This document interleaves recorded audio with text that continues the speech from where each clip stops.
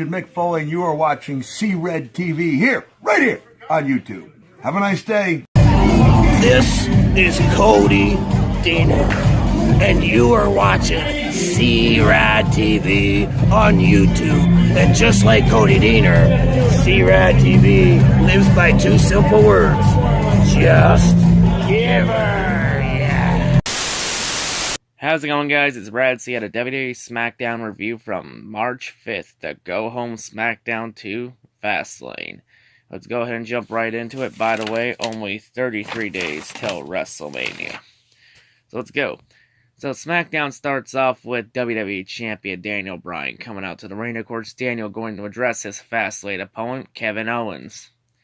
So Daniel comes out, he goes on and says that the WWE Universe relates to Kevin Owens because Kevin looks like all of them. And then Daniel goes and calls Kevin a nobody. And then after that, Kevin Owens' music hits, and then Kevin Owens comes out to the ring. So Kevin goes and he reminds Daniel that he pinned him following the stunner last week. Again, you should not have your champions losing in any match on the road to WrestleMania, no matter what, unless they're dropping the title. So then Kevin goes on and says that he plans on taking Daniel's title Sunday at Fastlane. So then Eric Rowan goes and gets in Kevin's face. And then that would start a brawl. Kevin would then clear Eric out of the ring. He'd go after Daniel, but then Eric would come in the numbers game would come into play. And Eric Rowan would then end the brawl by dropping Kevin with the claw attack. Eric and Daniel stand tall, but for now, we'll be revisiting that in a little bit. For now, let's continue on. So next up, we get a one-on-one match. We get Miz versus Jey Uso. Jay, by the way, one half of the SmackDown Tag Team Champions. A little bit of preview of what's to come Sunday at Fastlane. The Usos defend the SmackDown Tag titles against Shane and The Miz. So, of course, before the match, both teams would go on and exchange verbal jabs, and then both teams would brawl for pre-match assault. But when the match did get underway, a couple highlights of the match. Jay's spin kick was good, along with his arm drag and a Samoan drop. When Jay goes for a pin, key moment, Jay goes for a pin, Jimmy will put his foot on Jay to try and prevent a kick out, but Miz would kick out anyway, so we have Jimmy interfering. And then he'd brawl with Shane McMahon when Shane tried to even the score by taking out Jimmy Uso. While Jay was distracted, Miz would take advantage by hitting the skull-crushing finale. Miz gets the 3 count for the win. So Miz and Shane build momentum heading into Fastlane Sunday. But yeah, continuing on, next up, we get R-Truth with his other U.S. Open Challenge. And initially, it looked like Lacey Evans was going to accept the challenge. Instead, she just did her walk up down the ramp and then walked right back up. And the reasoning is because she wants to grace the Nasties with her presence. Fucking Nasties, really? You can't come up with a better insult than that? Like, what the fuck is this? Are we now going to throw insult everyone on some fucking Never-Ending Story 3 type shit? Like, come the fuck on. Like, I know, like, Vince has a giant boner for you. I'm pretty sure Vince will let you get away with saying a few big girl words. Like, I think you can call the fans 3 idiots or stupid. I don't think Vince would mind. I don't think that would violate the PG terms and guidelines. I think you can get away with it.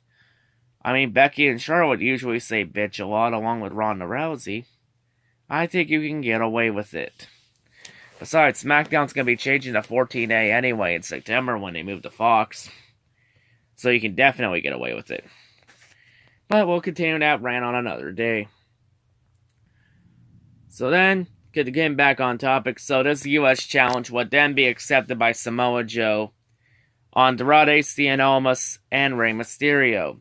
And of course, R-Truth figuring out what would John Cena do. R-Truth would then say he would have a fatal 4-way match. Yeah, that's what Cena would do. Fuckboy Buckethead would bury all 3 talent in one go. So we have a fatal 4-way match for the United States title. Highlights of the match. Samoa Joe's power slam was pretty good along with a standing elbow drop. R-Truth's missile drop kick is pretty good along with Andrade's standing suplex. Rey Mysterio's crossbody was good along with his Hurricane Rana. Andrade's dropkick was good along with his powerbomb to counter seated senton. Very well done. Andrade standing moonsault when Ray tried to roll out away of a moonsault from the top rope. Andrade still gets the move anyway. Truth's spinebuster was meh. I mean, it's our Truth. Looked more like a massive double leg takedown, but hey. Truth's side slam was okay. Truth will then go and hit the double 5 merchandise shuffle. I don't think Cena's gonna like you stealing his own move. I think we all know who Cena's gonna go after, burying next with that golden shovel of his. Rey Mysterio would hit a 619 on Joe and Andrade to break up the Coquina clutch. Andrade's running dropkick was good along with Rey's sliding dive. Andrade's sunset flip into a powerbomb was pretty good, but Rey Mysterio would botch the timing because Rey reacted way too late. Selena would hit a Hurricane Rana to R-Truth. Keep in mind, since it's a Fatal 4-Way match, there are no DQs, so Selena can do that legally. Because in a Fatal 4-Way match, you can only win by pinfall or submission. So then Carmella goes and hits a super kick on Selena. Rey Mysterio would then go and hit the sunset flip into a pile driver, which was very well done. Rey would go for the 619, followed by the frog splash.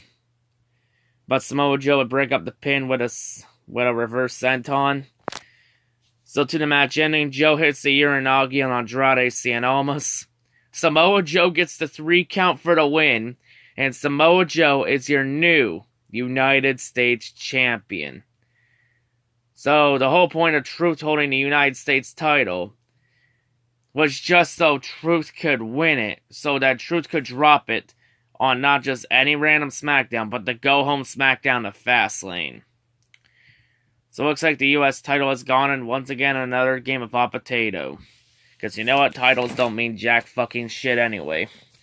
And Truth wasn't even involved in the decision, and here's the bad kicker for Truth. There are no automatic rematch clauses. So it looks like we keep Truth far away from that US title as possible. Good. Honestly, Truth, take your dance club and ass with Carmella and go to the fucking club. Dancing does not belong in fucking WWE. You can take Corey Graves there too while you're at it. So continuing on, next up, we get a tag team match. We get Ricochet and Aleister Black versus The Bar, Sheamus and Cesaro. Also, Fat Fastlane Sunday, Ricochet and Aleister Black will be in the triple threat match for the Raw Tag Team titles. So, can Ricochet and Aleister Black win the titles Sunday? We'll have to wait and see. So, to the match. Highlights of the match. Ricochet's dropkick was good. Sheamus' pump kick on the apron was very well done. Ricochet's front roll into the spike DDT, pretty good. Aleister's leg sweep followed by the sliding knee was good. Aleister's pump knee was good. Aleister would hit the black mass, but the pin would be breaking up. Aleister would hit a front flip dive. Then to the match ending, Ricochet would hit the 630 on Cesaro. Ricochet gets the 3 count for the win. So Ricochet and Aleister Black build momentum entering Fastlane Sunday. But after the match, Shinsuke, Nakamura, and Rusev would then go and attack Aleister Black and Ricochet from behind for post-match assault. Sheamus and Cesaro both then join in, making a 4-on-2 assault. Then the Hardy Boys music hits. Jeff and Matt Hardy both then come out to the ring. They clear the ring of everybody. Jeff and Matt would hit a twist of fate each to Rusev, so that's 2 total.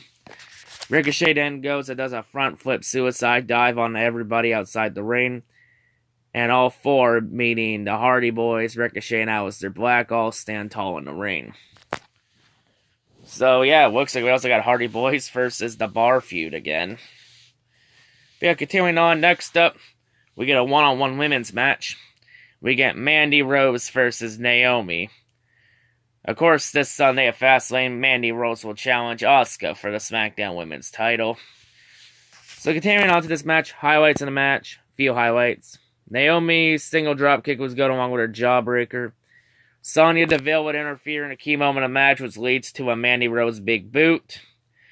And then Mandy would hit the face plant on Naomi. Mandy gets the 3 count for the win, so Mandy builds momentum entering Sunday. But after the match, as Mandy and Sonya are standing on top of the stage, SmackDown Women's Champion Asuka would come out and then attack Sonya and Mandy for post-match assault. Asuka would go, she throws Sonya and Mandy to the LED board. Asuka would then hit the Asuka kick on Mandy, and Asuka is standing tall with the SmackDown Women's title. Will she be standing tall Sunday at Fastlane? We're gonna have to wait and see. So continuing on, next up we get to our main event match. We have Kevin Owens versus Eric Rowan.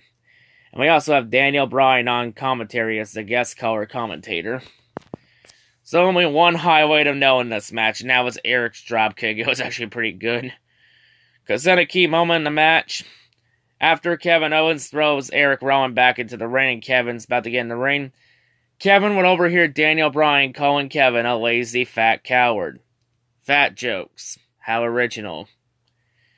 Kevin would then go and take exception to what Daniel said, and then Kevin would go and attack Daniel Bryan at ringside, which would then lead to Eric Rowan then throwing Kevin the steel steps. But as Kevin continues the attack on Rowan, Daniel Bryan would then go and attack Kevin Owens from behind, forcing the DQ. So Kevin Owens was going to win this match regardless. But after the match, Daniel and Eric would continue to attack Kevin for post-match assault. Jesus Christ, that's 3 matches in a row at post-match assault. God damn. Just really beating the dead horse on post-match assault this week.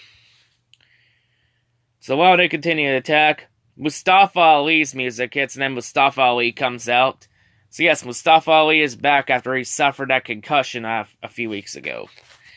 Mustafa goes, he takes out Eric Rowan.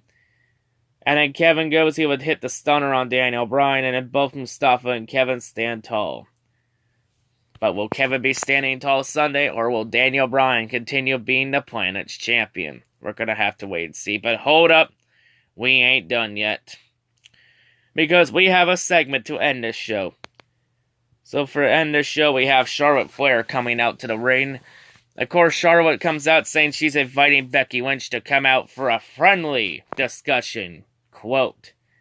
Now, we already know friendly discussion is misleading advertising, because there isn't going to be anything friendly about this conversation. And of course, Charlotte and Becky will be facing each other at Fastlane, where if Becky wins, she will be added to the Raw Women's Championship match, making a triple threat at WrestleMania. So Becky Lynch's music hits. Becky Lynch comes out, of course, with the one crutch. Becky then goes on, she says that on Monday last night, she took Ronda's best shot, but was still standing tough. But Becky says that she's still in Charlotte's head. And of course, Charlotte took exception and then attacked Becky Lynch, starting a brawl. While Becky was down, Charlotte would then go on and taunt Becky and then monologue. Charlotte, should you learn by now that monologuing is a villain's greatest weakness? So then Becky goes, she gets back into it by using a crutch to knock Charlotte down. What the fuck did I tell you, Charlotte? That's why you should never monologue, dumbass. And then Becky ends the brawl by walking in the disarmor on Charlotte.